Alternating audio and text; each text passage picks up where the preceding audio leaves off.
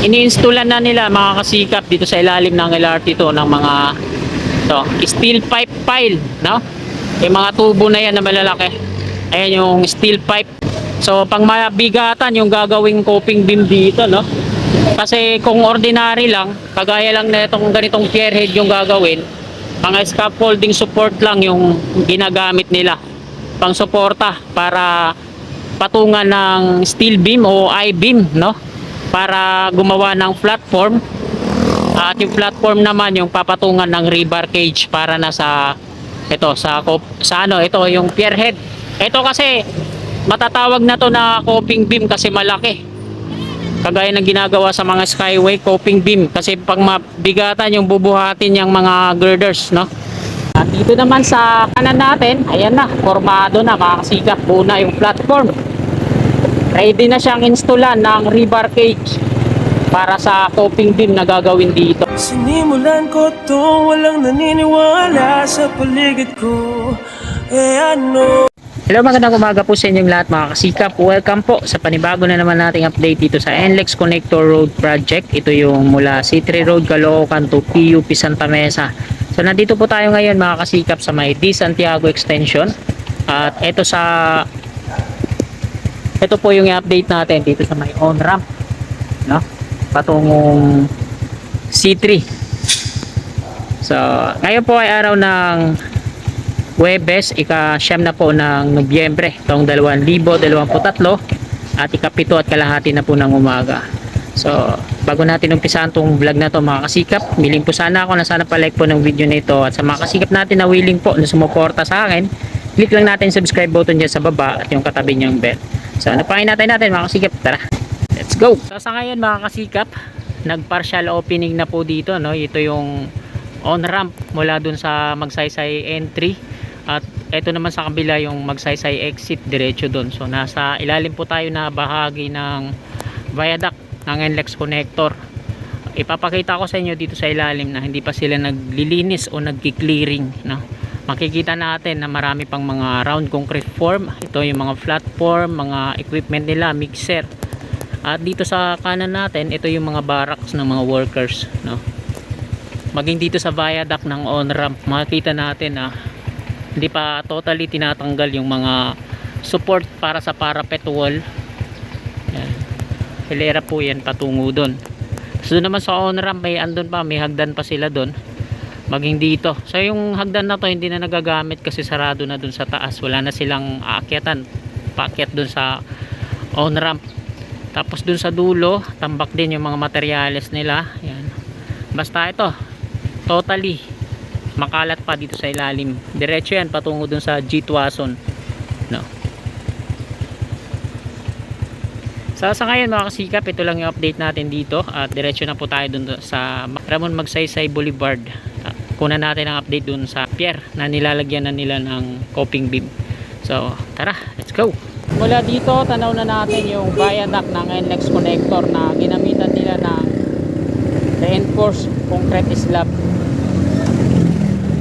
May bantay dito na guardia. At ito yung bakante dito mga kasikap. Ayan yung Magsaysay entry. Ito yung bahay na to. Ito yung layout ng widening. Sakop yung isang bahay.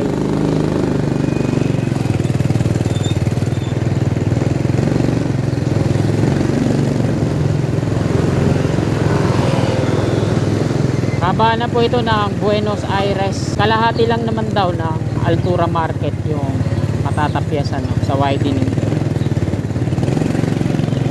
At ito na, malabas na po tayo ng Ramon Magsaysay Boulevard westbound.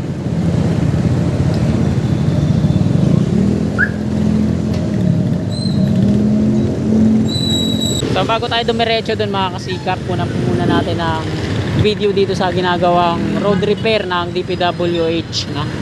So nandito na sila sa gilid na bahagi, no? Dalawang lane na yung tapos doon, na pouring na, napalitan na ng pavement. So ito yung harapan ng Petron. Ito na yung last nila na bubungkalin. Ito yung footbridge at ito yung poste ng NGCP mga kasikap. At Makikita natin dyan sa ilalim ng pedestal ng poste ng NGCP. Meron ng ano, no, impact attenuator. Ginawa na nila ng sapatos. So, anong nangyayari? Ba't nag-ano to? Yung mga galing dito sa ano, sa Cubao, napapasok dito sa Buenos Aires, dito umiikot. So diretsyon tayo doon mga kasikap. Tara, let's go. So ito mga kasikap, yung pinoring nila yung ilalim ng pedestal. Ang kinis na, no? Yan, talagang pinakinis, iniliha. So bago nila pinturahan yan ng kulay dilaw at yung strips na kagaya na ito, black, na magsisilbi itong impact attenuator, no? So yung Altura Market sa ating kanan, ayan, doon pala yung preparation nila sa likod. So dito naman sa inner lane, ito yung ilalim ng LRT2. Ito po yung latest na update natin. So sa ngayon, di pa naman totally na aalis yung mga steel box girders na yan kasi di pa naayos dito, no? So dito naman sa ilalim ng LRT2, ito yung pier na sasalo dito sa viaduct na nandito sa unahan, sa kanan. Nilalagyan na nila, ininstallan na ng mga steel pipe pile, no? Yung mga tubo na yan na malalaki. Ayan yung steel pipe. Pang mabigatan yung gagawing coping beam dito, no? Kasi kung ordinary lang, kagaya lang na itong ganitong pierhead yung gagawin, mga scaffolding support lang yung ginagamit nila pang suporta para patungan ng steel beam o I-beam, no? Para gumawa ng platform. At yung platform naman yung papatungan ng rebar cage para na sa ito sa ano, ito yung pierhead. Ito kasi matatawag na to na coping beam kasi malaki. Kagaya ng ginagawa sa mga skyway, coping beam kasi pag mabigatan yung bubuhatin yung mga girders, no? So sa ngayon, meron siyang naka-install dito na steel pipe pile 2, 4, 6, 8 steel pipe pile yung naka-install dito, no? Para sa gagawing ano, platform. Tapos papatungan ng rebar cage para sa coping beam. At bago nila lagyan ng forma, tapos i-pouring. So dun sa kabila, mukhang nauna dun. At ayan, sisilipin din natin yan mamaya dun, bago tayo dito kumuha ng update. So dun naman sa pile cap dun sa unahan, ayan, hanggang dulo na yung forma, no? So tatapusin na ata nila yung pinakatakip dito sa harapan. So ito yung interchange. Ayan yung yellow box, pa slide pa ganun. Ito yung magsaysay entry at magsaysay exit naman dun sa unahan. So ayan mga kasikap, diretso na po tayo dun at iikot tayo dito sa east para kunan naman ang update sa kabila. Tara, let's go. At nandito na tayo mga kasikap sa eastbound ng Ramon Magsaysay Boulevard. Ito yung Poresa station ng LRT2 sa ating gawing taas. Ito yung mga steel box girders mga kasikap, tinanggalan na ng mga lona dahil nalalapit na ang kanyang termino para isalpak dyan, no? Patawid Santa Mesa and next connector pakaliwa.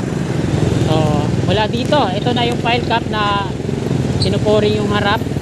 Ito naman yung pier dito sa ilalim na nilalagyan na ng mga steel pipe pile suporta para sa platform. Ayan. At dito naman sa kanan natin, ayan na, formado na mga kasigap, buo na yung platform. Ready na siyang installan ng rebar cage para sa coping beam na gagawin dito. Ayan, oh, wow, talagang mabilisan na mga kasikap, puspusan na. Mukhang minamadali na nila dito, no? At eto, dito muna tayo sa tabi ng PLDT building ito. At dito tayo sa eastbound ng, ayun, nagbablog din, no? Sino kaya yun? Dito tayo sa eastbound ng Ramon Magsaysay Boulevard. Yan po yung footbridge na kadalasang pinupwestuhan natin. Ito yung LRT2 patungo dun sa may Poresa. Ito yung pedestrian, tawiran. Ito naman yung Center Island. So yan yung mga steel box girders na gagamitin para dito sa gitna. Kaya malalaki yung ginagawang coping beam dito kasi mantakin nyo mga kasikap, sa lalaki ng mga steel box girders na yan, talagang hindi kaya yan ng ordinaryong pierhead lang. Yung karaniwan na makikita natin dun sa tawid na viaduct, maliliit na pierhead. ito talagang makikita natin ha, pangmatibayan. Kita nyo naman yung ginamit na suporta dito para makabuo ng platform. Ayan o, steel pipe pile. Eh yung mga ordinary na girders lang ay yung mga pierhead doon, ayan, mga scaffolding lang yung ginamit nila, yung medyo malalaki konti dito. Pero ito steel pipe yung ginamit, talagang malaking coping beam ang binubuo nila dito. Kasi tigda dalawang lane yan mga kasikap, north and south yung dadaan dito sa ilalim. Ayan. So ito na nga mga kasikap po. Tapos na yung platform dito sa kabila. Ayan. Installan na lang nila to ng rebar cage para sa malaking coping beam. At doon naman sa tawid, ayan, sa ilalim ng LRT2, naglagay na sila ng 8 steel pipe pile suporta, parang ganito. Tapos ito naman yung mga I-beam lang to, no? Hindi to steel beam kasi medyo malalaki yung steel beam. Yung I-beam kasi mas maliliit, kaya I-beam lang nilagay nila para sa platform bago nila nilatagan na. Ayan yung platform na galvanize ata ito eh, no? Aluminum, bigote yan. So kompleto na dito sa tawid, meron ng platform at ready na for installing ng rebar cage. Ayan yung mga rebar na gagamitin, yung malalaki doon, no? Steel bar. Tapos doon sa tawid, ayan, meron ng mga steel pipe pile, 8, parang ganito, 2, 4, 6, 8, so 8 nga, no? Tapos nilagyan din nila dito ng mga suporta. Ayun pala yung nandun sa ilalim, para pinakasapatos niya yung gagamitin dito, no? Ayan. Ayan na po yung latest na update dito mga kasikap. Ngayon po ay araw ng Huwebes, ika-siyam na po ng Nobyembre taong 2023 at ika-8 na ng umaga. So hanggang dito na lang mga kasikap, magpapaalam na po ako. Sa mga gustong sumuporta po sa aking munting YouTube channel, ayan, click lang natin yung subscribe button dyan sa baba at yung katabi niyang bell, i-bellol po natin mga kasikap para always na updated po lagi kayo sa akin pang mga bagong paparating na video. Marami pong salamat mga kasikap. Magandang umaga po sa lahat. Luzon, Visayas, Mindanao. God bless po. Oh, my angel, angel, baby, angel.